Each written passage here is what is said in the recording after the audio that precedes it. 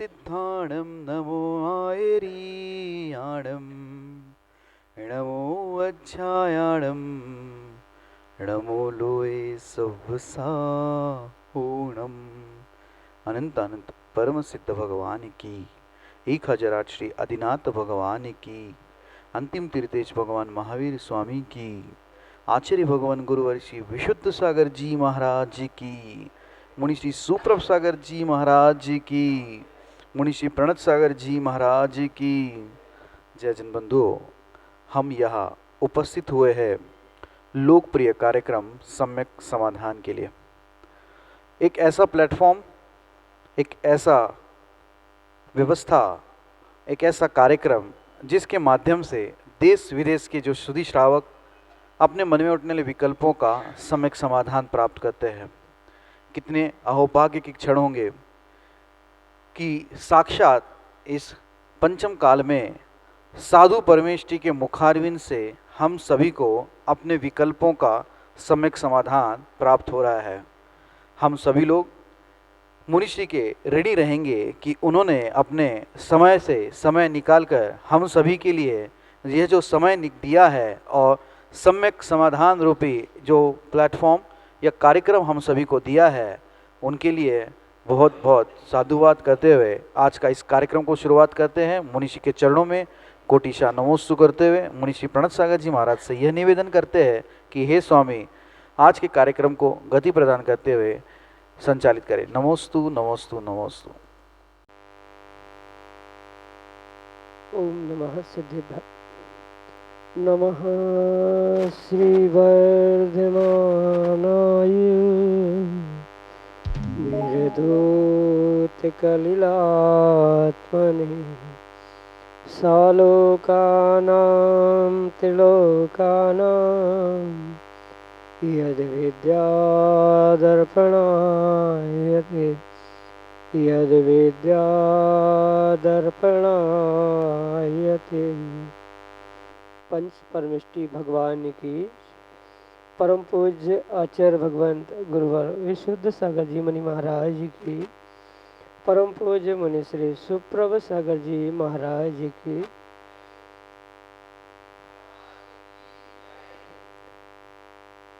समीचीन विकल्पों का सम्यक समाधान, सम्यक ज्ञान की वह अनूठी विधा जो हमें निर्विकल्पता की ओर ले जा रही है, और वह निर्विकल्प अवस्था भगवान बनकर ही संभव है।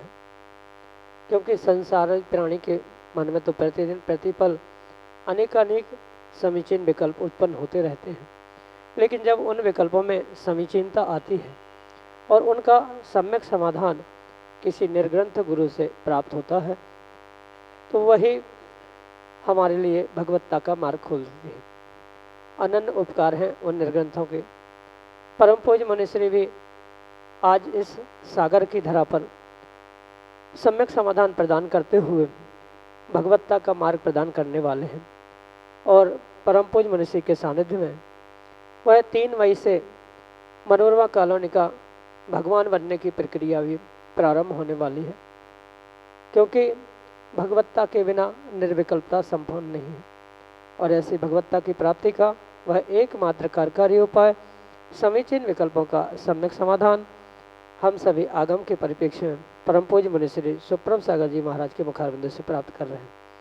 प्रारंभ करते हैं आज के सम्यक समाधान को, और आज के पहले विकल्प के लिए मुंबई महाराष्ट्र से चेतन प्रकाश जैन परम पूज्य मुनिश्री के श्री चरणों में बारंबार नमोस्तु निवेदित करते हुए अपना समीचीन विकल्प रख रहे हैं कि गुरुदेव, पंच कल्याणक प्रतिष्ठा में भगवान के जो माता पिता बनते हैं, तो जिनके संतान ही नहीं है वह माता पिता बन सकते हैं क्या, या नहीं बनने का दोष है कि जिनके, ऐसा कहते हैं कि जिनके संतान नहीं हुई वह नहीं बनते, तो इसका प्रभाव क्या समाज पर पड़ता है? आगम प्रमाण में क्या होना चाहिए? हमारे समीचीन विकल्प का सम्यक समाधान करने की अनुकंपा करें। नमोस्तु महाराज जी, नमोस्तु। ओम नमः सिद्धम। परम पूज्य आचार्य भगवान गुरुवर विशुद्ध सागर जी महाराज की।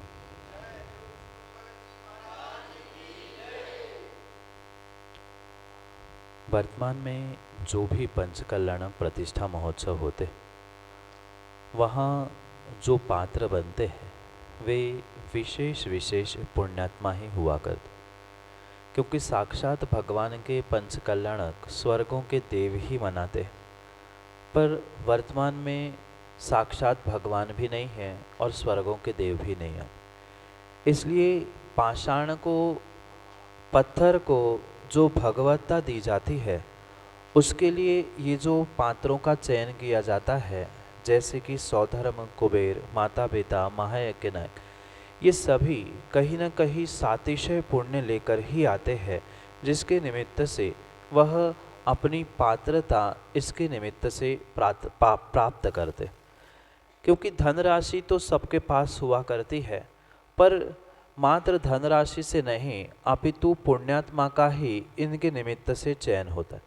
और विशेष करके तो मैं भगवान के माता पिता के विषय में कहना चाहता हूँ, जिसके विषय में आपका प्रश्न है। सौधर्म, कुबेर आदि पद तो धन राशि से यानी संपत्ति से मिल सकते हैं, पर माता पिता जैसा पद पुण्यात्मा को ही मिलता है, हर किसी को नहीं मिलता। और वो भी पुण्यात्मा जो विशेष है, ऐसे विशेष नियम, साधना, तपस्या आदि के माध्यम से ही उनका चयन किया जाता है। क्योंकि पैसों से माता पिता बनाए नहीं जा सकते हैं, इसलिए ये एक वर्तमान की आगम की व्यवस्था बनाई गई है कि बहुत सारे लोगों में से किसको माता पिता बनाया जाए, किसका चयन किया जाए।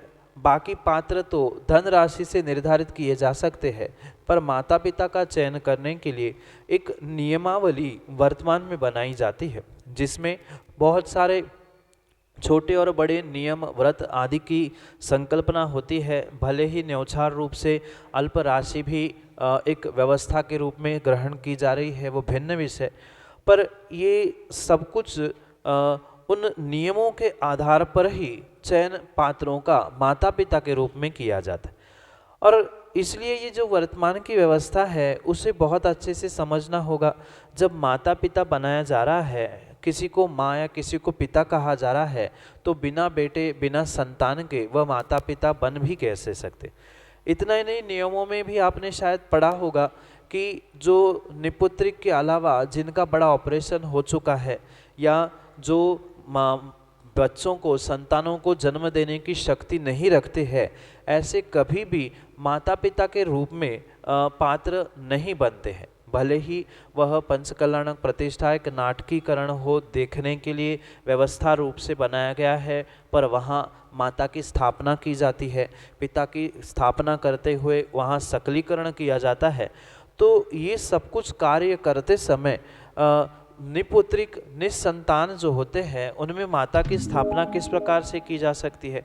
इसलिए पंचकल्याणकों में माता पिता बनने के लिए जो नियम वर्तमान में बनाए गए हैं वे आवश्यक। भले ही आगम में इसका कोई ऐसा ठोस प्रमाण प्राप्त नहीं होता कि इसी प्रकार से नियम चाहिए कि आजीवन उनको व्रत लेना है, या कोई ऐसा आगम में आचार्य भगवंतों का प्रमाण प्राप्त नहीं होता, पर उसके विषय में प्रतिष्ठा ग्रंथों में अवश्य लिखा है, जो जितना सात्विक होगा, नियम व्रतों का पालन करेगा, उसको सबसे पहले प्राधान्य देने की आवश्यकता है। इसलिए वर्तमान के नियमों के परिप्रेक्ष्य में कोई भी निसंतान या जिसका बहुत बड़ा ऑपरेशन हो चुका है, ऐसे माता पिता कभी भी उस माता पिता के पात्र के लिए योग्य नहीं होते। क्योंकि जब माता पिता ही कहा जा रहा है, बेटा नहीं है तो माता पिता कैसे, और शक्ति बेटे को जन्म देने की नहीं है या संतान को जन्म देने की नहीं है, तो वे माता पिता भी नहीं बन सकते। इसलिए आगम में भले ही इसके विषय में कोई स्वतंत्र प्रमाण नहीं है, पर वर्तमान की पात्रों के चयन की व्यवस्था कुछ अंशों में आगम के प्रमाण, उन सबको लेके हुए ही ये निर्णय करना होगा कि जो निपुत्रिक है, निसंतान है, वह वर्तमान के परिप्रेक्ष्य में किसी भी प्रकार से माता पिता नहीं बन सकता है। यही आपके लिए सम्यक समाधान। प्रदीप जैन, गौर झामर, मध्य प्रदेश से अगले समीचीन विकल्प के लिए हमारे सामने। महाराज जी, क्या अपन पूजन करने के बाद गंधोदक घर ले जाकर छिड़क सकते हैं क्या? पूजा अभिषेक के बाद जो हम घर में गंधोदक ले जाते हैं वह गंधोदक पूज्य है और वह बहुत श्रेष्ठ द्रव्य है, ये सबसे पहले समझने की आवश्यकता है। घर ले जाने में गंधोदक कहीं भी दोष नहीं है, पर वह गंधोदक परिपूर्ण रूप से बहुत विनय करने योग्य है। अगर उस गंधोदक की विनय नहीं हो रही है तो उसकी आसाधना का दोष आपको अवश्य लगे। घर ले जाने में दोष नहीं है, वहाँ सम्मानजनक स्थान पर रखने के लिए भी दोष नहीं है। और अगर गंधोदक छिड़कने की ही बात है तो वह गंधोदक ऐसे स्थानों पर छिड़कना चाहिए जिससे उस गंधोदक पर पैर ना पड़े, उसकी आसाधना ना हो। इस प्रकार से अगर गंधोदक आप किसी दीवार में या किसी ऐसे स्थान पर छिड़क रहे हो जिससे पैर आदि नहीं पड़ रहा है, उसकी आसाधना नहीं हो रही है, तो उसमें किंचित भी दोष नहीं है। पर अगर गंधोदक छिड़कते समय एक आध बूंद भी ज़मीन पर गिर गया और इस पे किसी अन्य व्यक्ति का भी अनजाने में भी पैर पड़ रहा है तो कहीं ना कहीं वह आपके लिए दोषपूर्ण ही कार्य हो सकता है। इसलिए प्रयास यही करें, घर ले जाके छिड़कने में दोष नहीं है, पर उसकी मर्यादा, उसका विनय, उस गंधोदक का सम्मान परिपूर्ण रूप से अगर व्यवस्थित हो रहा है तो उसमें कहीं भी दोष नहीं है। अन्यथा जितना पुण्य नहीं लगेगा उससे कई अधिक पाप उसकी आसाधना से लगेगा। ये सोचते समझते हुए ही आप कार्य करें, यही आपके लिए सम्यक समाधान। श्रीमती उषा शाह, तिलकगंज, सागर, मध्य प्रदेश से अगले समीचीन विकल्प के लिए हमारे सामने। नीचे की वेदी खिसकने वाली है, उसको खिसकाने में कोई मतलब बाधा तो नहीं आएगी? निर्वाण वेदी, मूल नायक वेदी का। माँ सबसे पहले तो ये बात समझे कि कहीं भी मंदिर की वेदी भगवान खिसकाए नहीं जाते। खिसकाना ये शब्द वेदी मंदिर आदि के निमित्त से उचित नहीं। नवनिर्माण होना, एक स्थान से दूसरे स्थान पर स्थानांतरण होना, स्थान का अभाव, परिस्थिति आदि देखते हुए ये आज नहीं अपितु कई कालों से ये व्यवस्था चलती आ रही, और इसलिए ये कोई आगम के बाह्य क्रिया नहीं है या कोई अनहोनी घटना नहीं है जिसके निमित्त से आपको इतना भय या डर लग रहा है। भले ही मंदिर के मूलनायक कुछ कारणों से हम नवनिर्मित वेदी पर विराजमान करने जा रहे हैं तो उसमें आगम के परिप्रेक्ष्य में किसी भी प्रकार से दोष है ही नहीं है। जैसे साक्षात आपने देखा कुछ वर्ष पहले कुंडलपुर के बड़े बाबा को भी अपने मूल स्थान से उठाकर उच्च स्थान देने के लिए, सुंदर मंदिर बनाने के लिए नवनिर्मित वेदी पर या स्थान पर विराजमान कर दिया। तो वहाँ जब इतने बड़े विशालकाय आदिनाथ भगवान को एक स्थान से दूसरे स्थान पर करने में दोष नहीं था, वह इतना बड़ा कार्य हो चुका था, तो आपके मंदिर की वह एक वेदिका से भगवान श्री जी की प्रतिमा को उठाकर नूतन वेदी पर विराजमान करने के किसी भी प्रकार का दोष नहीं है। और इसलिए मैं कह रहा हूँ कि आप घबराना और डरना छोड़ दें, क्योंकि समाज में, देश में कुछ ऐसे जीव होते हैं जो एक दूसरों को कानाफूसी करते हुए डराने का, धमकाने का, घबराने का प्रयास करते हैं कि मूलनायक हटाने जा रहे हैं, क्या होगा, कैसा होगा। अगर विधिवत समझदारी से पूर्ण रूप से सच्चे देवशास्त्र गुरु की आज्ञा के साथ साथ, शासन नायक देवी देवताओं की आज्ञा के साथ साथ विधि पूर्वक अगर काम किया जा रहा है तो उसमें किसी भी प्रकार से डरने की, घबराने की आवश्यकता ही नहीं है। हाँ, जिसको इस विधि विधान का ज्ञान नहीं है, ऐसे किसी अनजाने और वर्तमान में जैसे बहुत सारे झोला छाप पंडित हैं, किसी को भी बुलाकर कोई भी कार्य कर लिया तो समाज को और बहुत सारे लोगों को उसके दुष्परिणाम भोगने मिलेंगे। पर अगर वह विवेकी, ज्ञानी और वास्तव में विद्वान पंडित है तो वह विवेक पूर्वक आगम में लिखे हुए विधि विधान से अगर कार्य कर रहा है तो उसमें किसी भी प्रकार से डरने घबराने की आवश्यकता बिल्कुल भी नहीं। क्योंकि कई स्थानों पर हमने स्वयं ने अपने योग्य विद्वानों के द्वारा उन मूल नायक भगवानों को एक स्थान से दूसरे स्थान पर अस्थायी रूप से विराजमान किया, स्थायी रूप से भी विराजमान किया। इसलिए ये अवश्य समझे कि मूलनायक वेदी का नवनिर्माण जब हो रहा है तो वहाँ भगवान को विराजमान करने में किसी भी प्रकार का दोष नहीं है। अगर आप सामूहिक रूप से समाज मिलकर, कमेटी मिलकर ये निर्णय करें कि उसके लिए कुछ जाप्य अनुष्ठान बिठाया जाए तो उसके लिए वह और पुण्यवर्धक हो सकता है, क्योंकि अभी वेदी ना बनी है ना भी उसका निष्ठापन हुआ है। निष्ठापन होने के बाद जब वेदी पर रखे जाएंगे उतने समय के लिए वह जाप आदि का संकल्प होता है। उतने समय में संकल्प पूर्वक अगर जाप पूर्ण हो जाते हैं तो समाज को भी उसका कोई दुष्परिणाम नहीं होता है। इसलिए ये विश्वास रखे, सच्चे देवशास्त्र गुरु की आराधना और उनके मार्गदर्शन में काम करोगे तो कभी भी घबराने की आवश्यकता नहीं है। मैं तो कहता हूँ कोई सच्चे दिगंबर गुरु की सन्निधि प्राप्त करते हुए ही आप ये कार्य करोगे तो आपका तो जो भी आपका विकल्प है या जो भी आपकी दिक्कत है वे सब कुछ दिगंबर गुरु ही संभाल लेंगे। आपको घबराने की, डरने की आवश्यकता नहीं है। उनके मार्गदर्शन और उनके निर्देशन में करेंगे तो अवश्य ही आपका ये कार्य सफल होगा। यही आपके लिए सम्यक समाधान। अगले समीचीन विकल्प के लिए सागर मध्य प्रदेश से हमारे सामने है अशोक जैन पिड़रुआ अपने समीचीन विकल्प के साथ। परम पूज्य द्वय मुनिराज के चरणों में बारंबार नमोस्तु नमोस्तु नमोस्तु। महाराज जी, पंच कल्याणक प्रतिष्ठा महोत्सव के शुभ अवसरों पर जब भगवान की पालकी उठाई जाती है उस समय देवताओं और मनुष्यों में द्वंद्व जैसी स्थिति निर्मित होती है। तो क्या यह सार्वजनिक रूप से उचित है? कृपया समाधान करने की कृपा करें। नमोस्तु महाराज जी।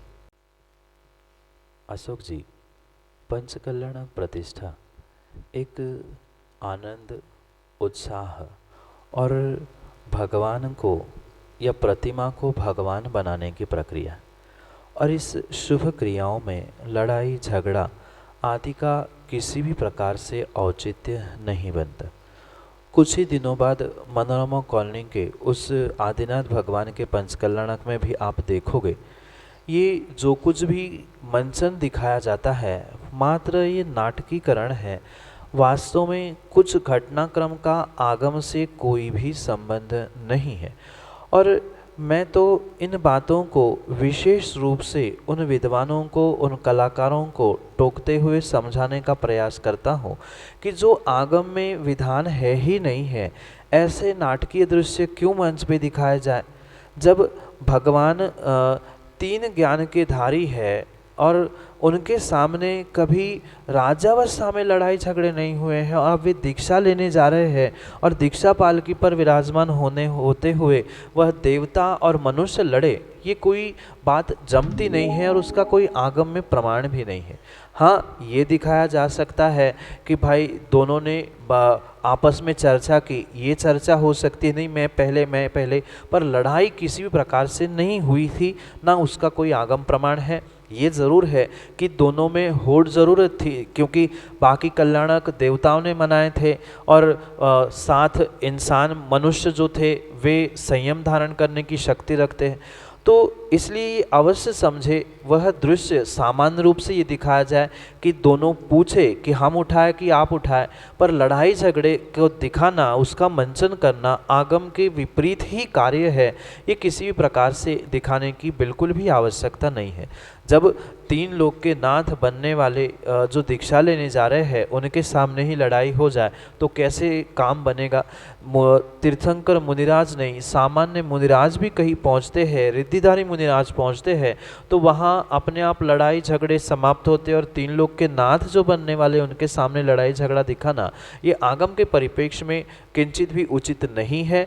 पर कुछ कलाकार या कुछ लोग इस बातों को मानते नहीं हैं और अच्छा नाटकीकरण दिखाने के लिए वो कार्य करते हैं, पर आगम में ऐसा कोई भी प्रमाण नहीं है। और कुछ दिनों बाद आप वास्तव में देखोगे उस मनोरमा कॉलोनी के पंचकल्याणक में ऐसे दृश्यों से हम परिपूर्ण रूप से परहेज करते हुए जितना आगम में प्रमाण है, आगम में जितने दृश्य है उतना ही दृश्यीकरण या नाटकीकरण हो, अन्यथा आगम का भी अवर्णवाद, धर्म का भी अवर्णवाद एक साथ होगा और देखने वालों को भी, करने वालों को भी, और जो अनुमोदना सभी कर रहे हैं उनको भी दोष लगेगा। इसलिए ऐसे कार्य पंचकल्याणक आदि में दिखाना किंचित भी उचित नहीं है। मात्र पालकी के समय लड़ाई नहीं, ऐसे भी कुछ और भी दृश्य जो दिखाए जाते हैं जिसका आगम में कोई प्रमाण नहीं है, पर उनको विवेक पूर्वक दिखाते हुए उसमें थोड़ा सा सुधार करते हुए ये समझने की आवश्यकता है कि पालकी कौन उठाएगा।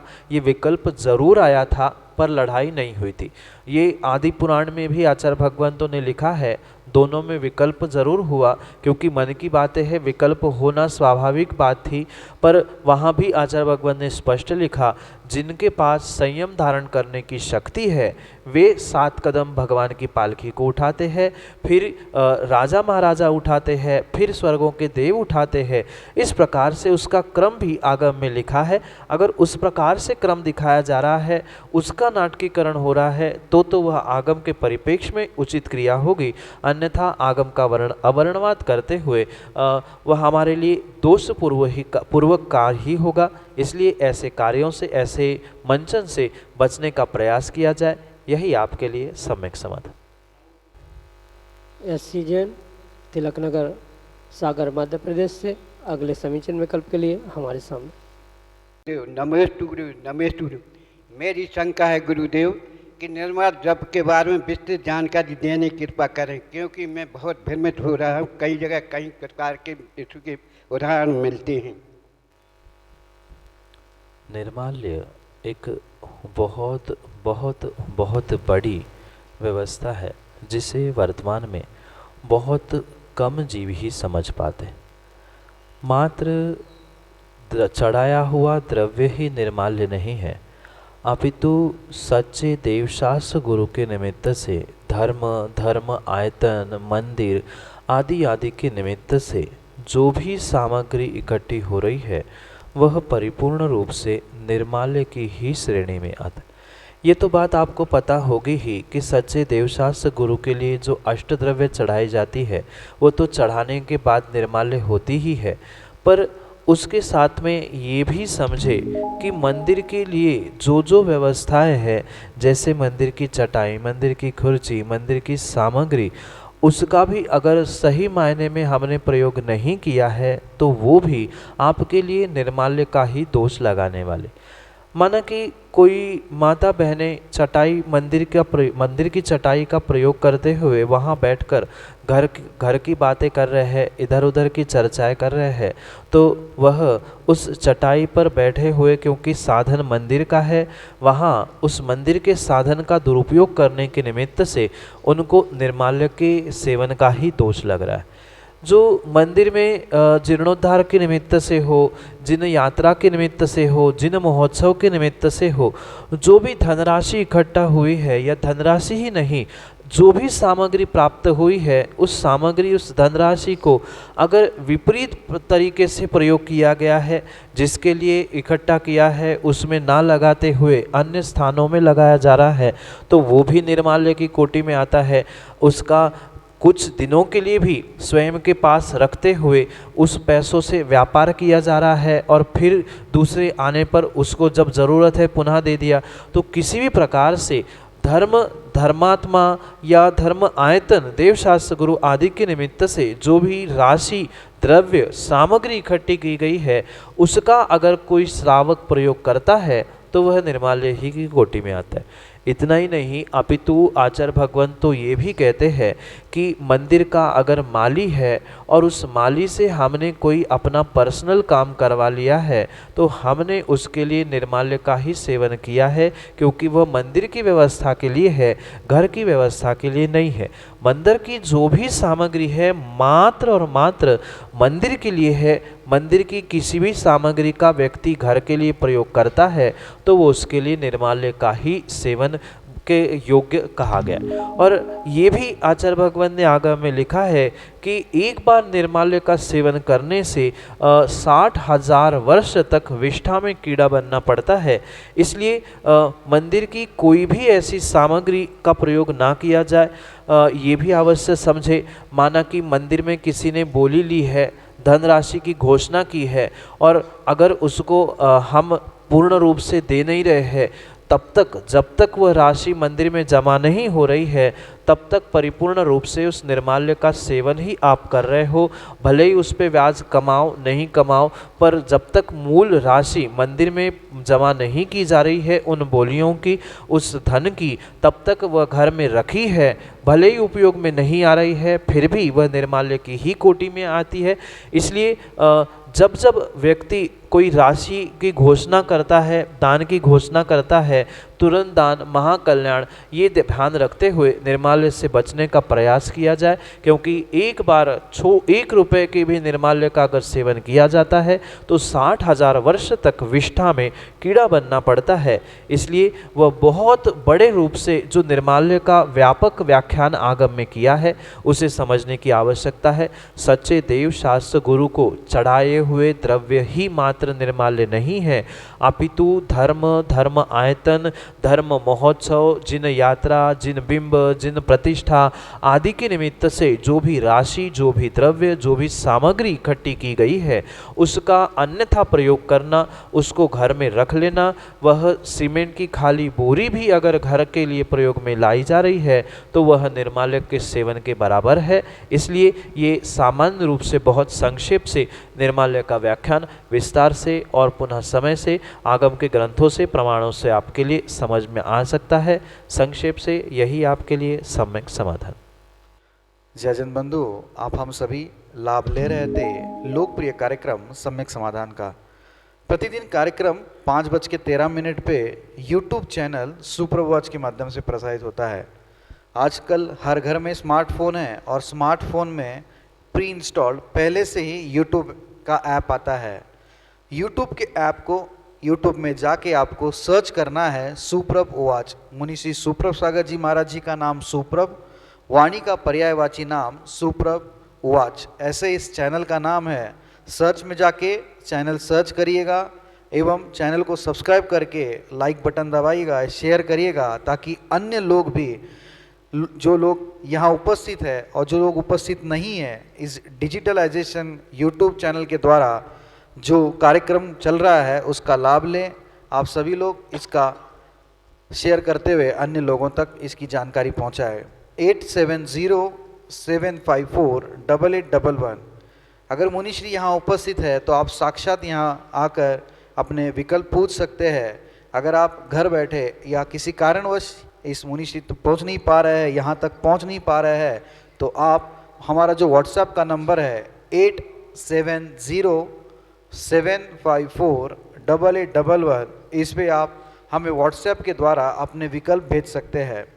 नीचे पट्टी पे स्क्रॉल पे भी व्हाट्सएप के नंबर चल रहे हैं, आप उसके माध्यम से हम तक विकल्प पहुंचा सकते हो।